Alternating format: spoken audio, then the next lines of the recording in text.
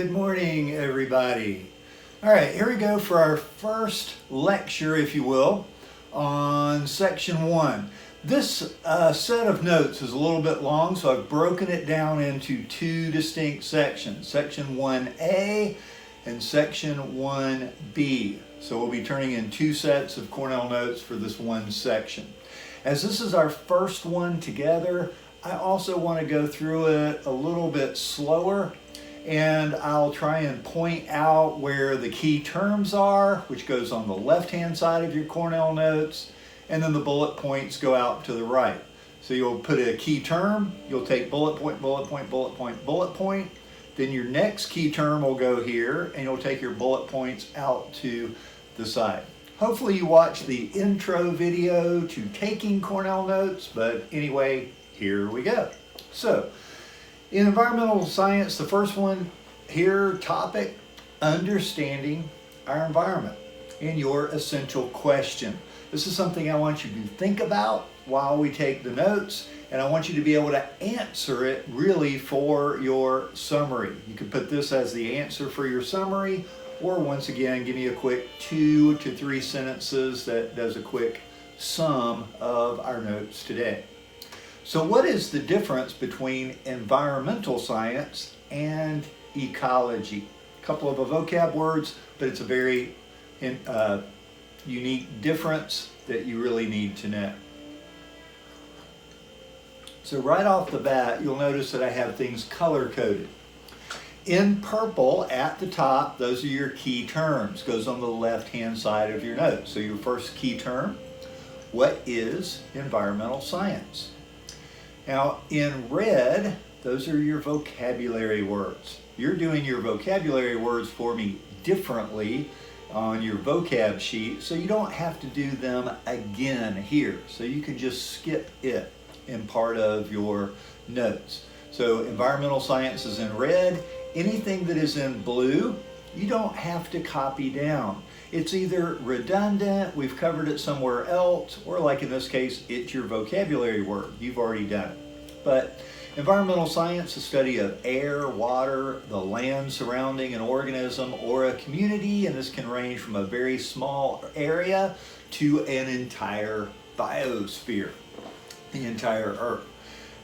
It includes, specifically with environmental science, the study of the impact of humans. We really are concerned with how humans are affecting the environment that we're in, involving the physical, biological, and even social sciences. We'll learn that it's really an interdisciplinary study. If you go to the next slide, you'll see that the goals of environmental science will be your next key term.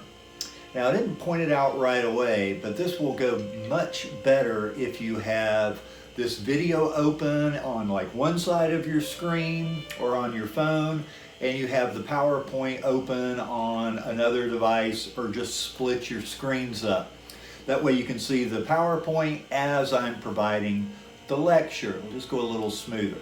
So you can see the goals of environmental science are your key term.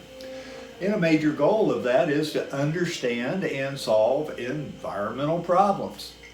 So environmental science in general have to look at two main types of interactions between humans and our environment. Number one, how our actions, how human actions alter our environment, and the use of natural resources. We use resources for all kinds of things. The air we breathe, the water we drink, or my coffee, the coffee plants that we grow, the grass that we're out playing or walking on, etc. Our use of these resources. Now, environmental science, as I mentioned before, is an interdisciplinary science. That means it involves many fields of study. Most of you are coming to me straight from middle school, where you studied earth science, life science, and physical sciences. We're going to take all of those disciplines that you now have a reasonable understanding of and apply them into environmental science. So the foundation for environmental science is actually ecology. This is what it is strongly based off of. And as a vocab word, ecology is the study of the interactions of living organisms in their environment. It's really expressly without humans. So if I'm just looking at deer and other organisms in a forest and who's using what, that's ecology. If I am somehow taking into the fact how humans have polluted the water and that's affecting the deer population, that's environmental science. So an ecologist is not looking at the human factor, they're just studying organisms in their natural environment.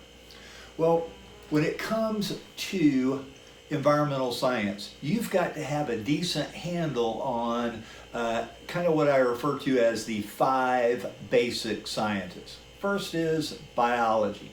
Well, let's take something like this African violet here. I know something about it.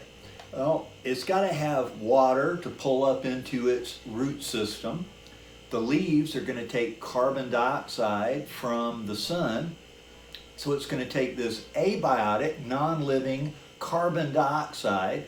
It's going to take this other abiotic, non-living H2O, and in the presence of sunlight or UV, ultraviolet radiation, it converts these into sugars or starches. So I have to know something about the basic needs of biology. I breathe out the carbon dioxide, the plant takes it in, converts it into sugars, starches, growth, a biotic factor, and it gives off oxygen, which I breathe in.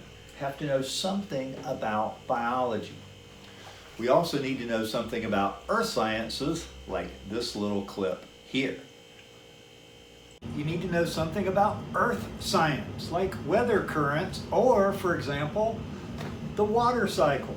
So here we have water that is being vaporized.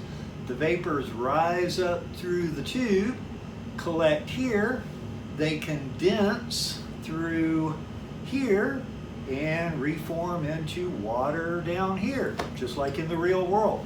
Water evaporates, condenses as it cools through the cooling chamber. As it condenses, it precipitates and it drips back out, collecting it here in my lake, if you will. And we need to know something about earth science, like rocks. Rocks, what they are and how they form. So like we can see in here, how the crystals are forming, or some other rocks, how they form crystals. And interestingly enough, some crystals have certain properties. Like this one tends to glow a little bit green in a black light. Who knew? So, multidisciplinary science. Also, you need to understand something about physics, whether it's Newton's laws, Bernoulli's principles, or some others. Let's take a look at those. You need to know something about physics, like Bernoulli's principle.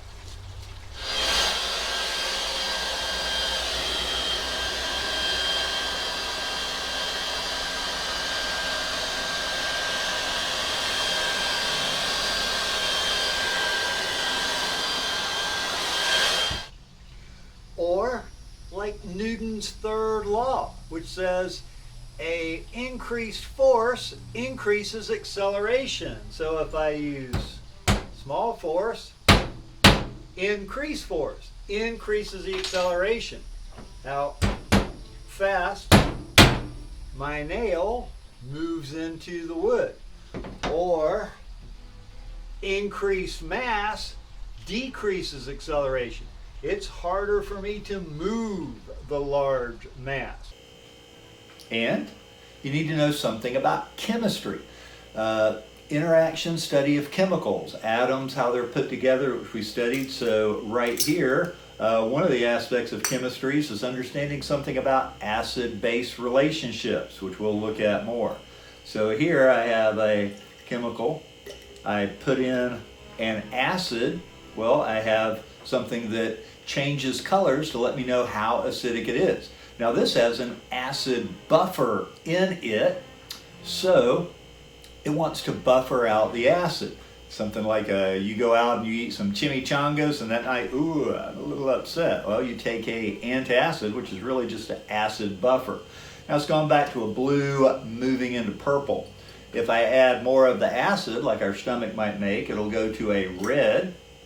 It's from red, but it wants to recover it pretty quickly. So it goes back to yellow, green, blue, and if there's enough of it in there, it'll eventually go back towards purple.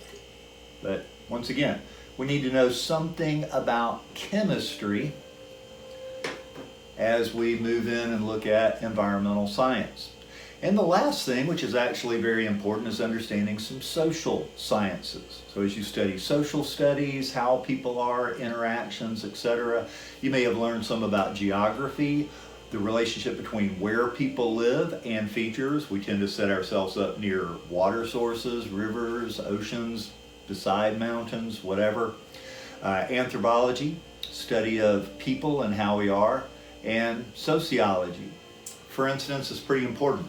If I tell you right now to not think about a giraffe, yeah, I know you just all thought about a giraffe. So when we had something like the ozone hole, no, it really wasn't a hole. It was a thinning of the ozone. But if I told you, hey, the ozone's thinning, you may not care much to take action. So we called it an ozone hole. Sounded much worse, got people to get involved and do something about it. So we have to know something about all of these in order to proceed with environmental science. Now, governments, businesses, cities, they realize that our environment is vital for us to maintain a healthy and productive society. For us to be able to go out and do business and make work, we have to have a healthy place to live. That's being all too real for us right now. So scientists, we are asked to share our research with the world, which we do. We find something out, we try and share it with everybody. However, a lot of time it's the observations of non-scientists which are first steps of addressing a problem. For instance, environmental scientists for the most part are not out walking around the world looking for the problems. You are. You notice all the fish in the lake near your house have died. You call Fish and Wildlife or somebody, they put a scientist out there to go figure out the problem. You tend to make the first observations, or even me as a citizen, wherever I am, I realize what's going on, and then we kind of try to get it in touch with people who can identify and find a solution to the problem, which is ultimately what we're after. Now, once again, if you look at the next slide and you understand something about humanity, you realize why science teachers are not getting playground duty. All right, let's look at our environment through time. Going all the way back to whenever humans kind of first appeared on this planet and came out. Wherever we have been, we have hunted, grown food, settled, we've changed our environment. If you simply look at somewhere like Manhattan Island, over the past 300 years, it's gone from just an area of forest and woods to the city that it is today. Well, 300 years is just a blink in times of geology or human history. But what a massive change there has been. So if we go back and look at our hunter-gatherers, a lot of times people have this idea like hunter-gatherers didn't interrupt their environment. They lived at one with nature. They didn't really take more than they needed. They didn't cause harm. And this is really a romanticized view of the truth. Hunter-gatherers were those simply, they went out and hunted to get their food. They gathered berries, nuts, whatever for their survival. So a lot of their life was spent looking for food. in certain ways? Well, they wound up affecting their environment in a lot of ways.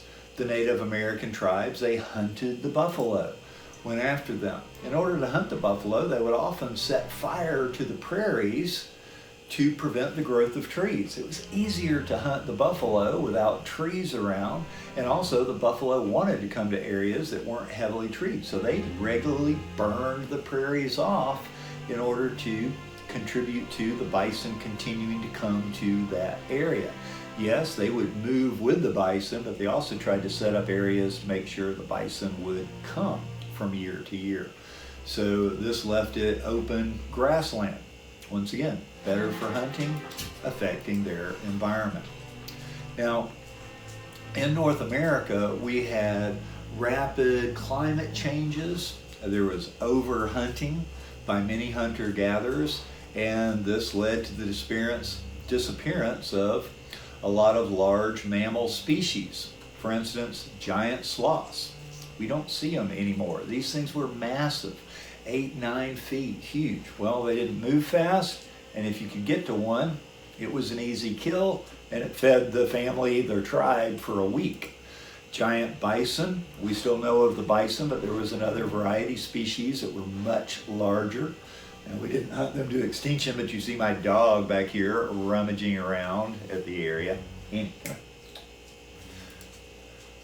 Mastodons, cave bears. Cave bears became extinct because they were a lot easier to hunt.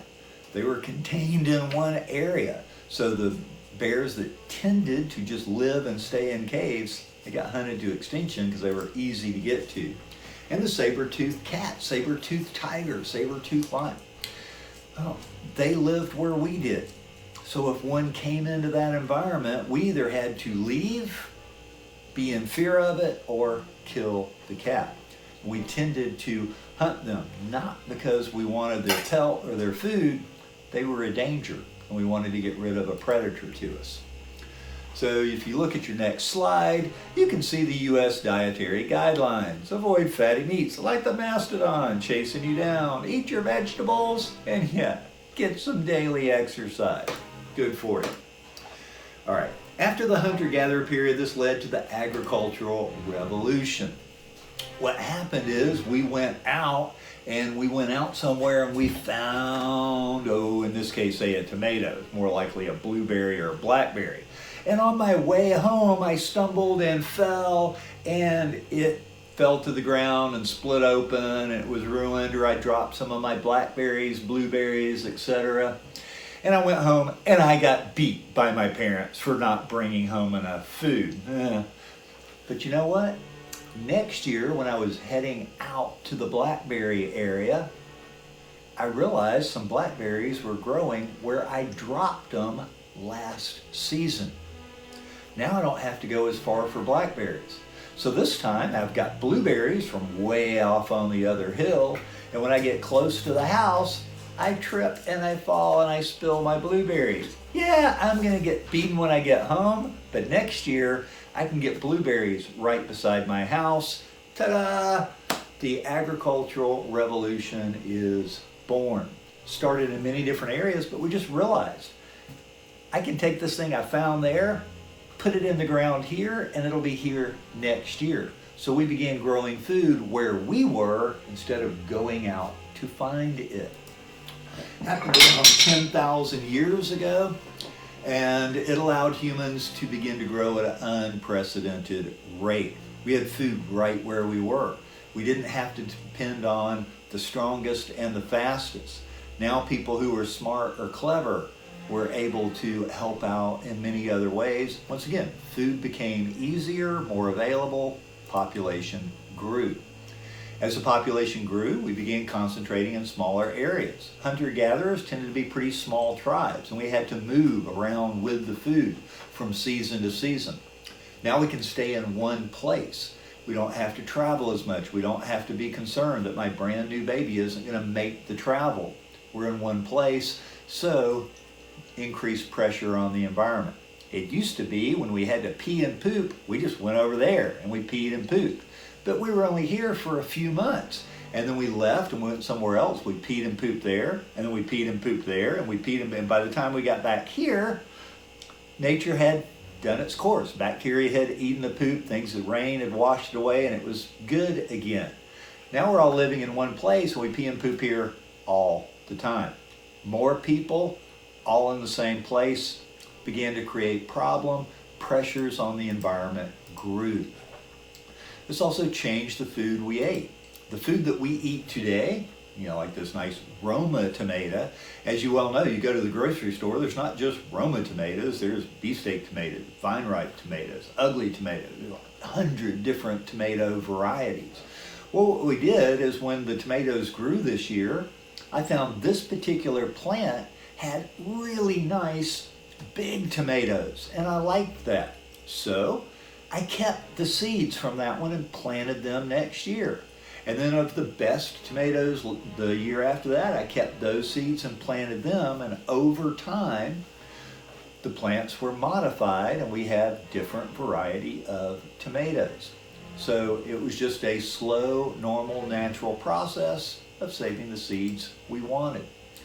And over time these became domesticated. This doesn't look anything like an original wild tomato or small little teeny tiny cherry tomatoes. Different varieties, and they change. The slide I have up is a classic.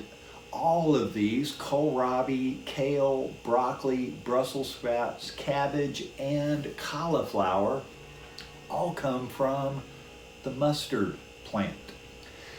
If we focused on the stem, thicker and thicker stems from the mustard plant, that eventually came kohlrabi. Focusing on the leaves, ones that had larger leaves, and breeding with other ones with larger leaves led to the kale.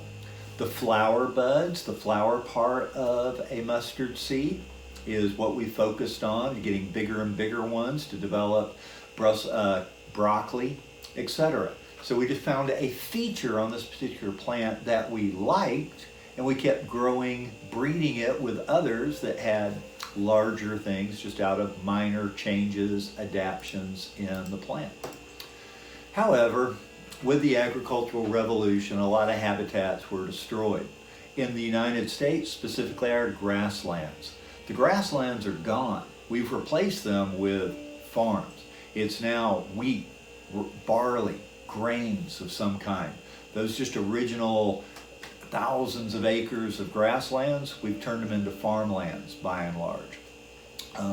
Even wetlands, we took an area of the wetlands, put in more dirt, turned it into farmland. Large scale farming tends to cause soil loss, we get floods, there can be water shortages, all kinds of things happen with it. Now, slash and burn is one of the earliest ways to convert things into farmland. We're still doing it today in the rainforest. You find an area that you want to use, you just burn everything down, and then you begin planting your food. Get rid of the trees, grasslands, whatever it was, turn it into farmlands. But unfortunately, a lot of this land that used to be forest, used to be wetland, something else, you try and turn it into farmland, well, it really wasn't good farmland to begin with. Things weren't growing there, it had this plant or that plant for a reason, and it's no longer fertile, and nothing grows there, and it tends to become a bit of a wasteland, or a term we'll learn a little later on, desertification occurs. That area becomes more desert-like.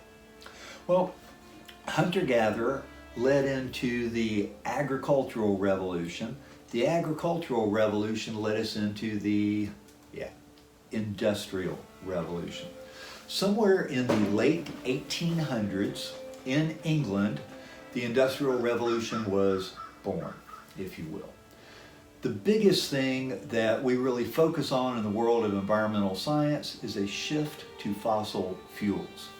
It used to be animals did everything. If I wanted to get from here to there, I walked, me the animal, or I got on a horse and I rode there. If I wanted to plow my land, I had to push the plow myself or hook it up to a horse, and the horse or oxen, whatever, would pull the plow for me so I could get more work. But we were dependent on natural power, animal power.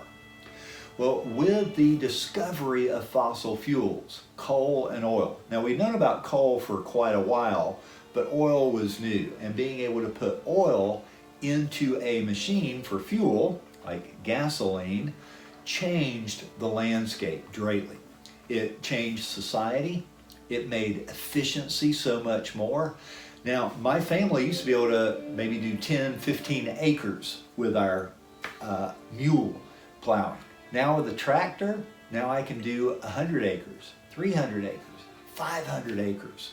One person can do much more work, so it changed the efficiency of agriculture, the efficiency of industry, and transportation.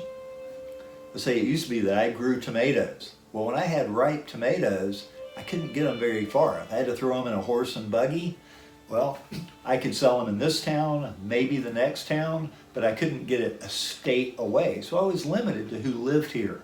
Well, with the advent of trains and trucks, cars, I can get my tomato almost anywhere. So I can increase my growth. I can grow much more because I can transport them anyway. So the Industrial Revolution completely transformed society. Motorized vehicles got things everywhere. We could move it cheaper, much greater distances. Also the factories. Goods became a lot cheaper. It used to be if you wanted a pair of mittens, well, somebody had to knit them for you. And it took a lot of time, or a stocking hat, or a sweater. So these things were expensive. If my wife knitted me a sweater and you said, ooh, that's a nice sweater, well, I'm not going to give it to you because it might take her another whole season to make one. So goods were pricey. But now in the factory, we can turn things out much faster and much cheaper because everybody doesn't have to know how to do the whole thing. You just know how to stitch on collars. She just knows how to put on sleeves, and we specialize, make things quicker. On the farm, well, the machinery reduced everything. Didn't need as much human labor, so we could produce a lot more food. So fewer people producing more food, populations grew again. Hunter-gatherer, population's pretty small. Agricultural revolution, more people in a small area. With the Industrial Revolution, urban areas become. We tend to start moving from the country into the city. Modern medicine, sanitation, all of these allow the human population to swell and grow like we've never seen before. So somewhere in the late 1800s, if you're looking on the slide here, you see the uptick in world population. I'll throw it back here. So right there around that late 1800s, we see it begin to spike. So we're up around 1.5 billion people.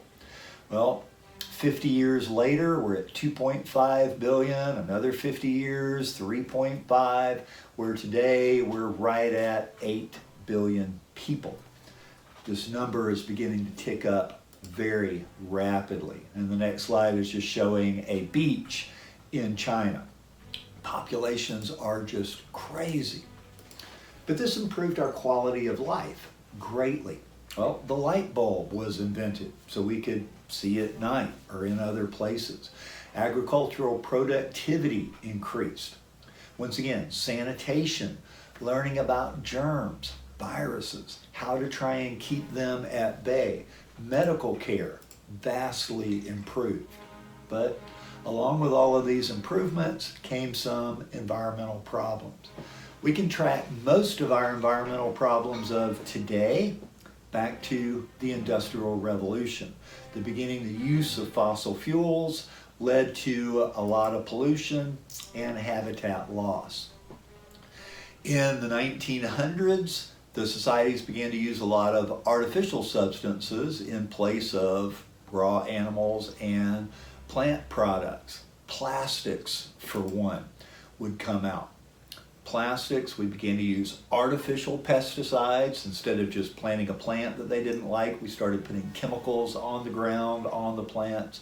Fertilizers used to be primarily cow poop. We put cow poop and help it grow. Well, we began inventing chemical fertilizers that we could spread on the ground much easier, and this began to lead also to some environmental problems.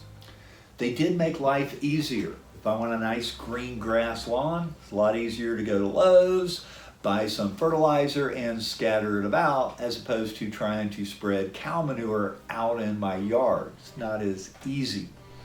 But we're only now beginning to understand some of the problems that these artificial enhancements have caused. Not that they're all bad, we simply need to manage them. A lot of our environmental problems today actually stem from the Industrial Revolution and problems that came with it. So as we look back, make sure you have a good solid understanding of sort of our simple brief history, hunter-gatherer, agricultural revolution, and the Industrial Revolution. But today we're primarily focused on those problems with the Industrial Revolution.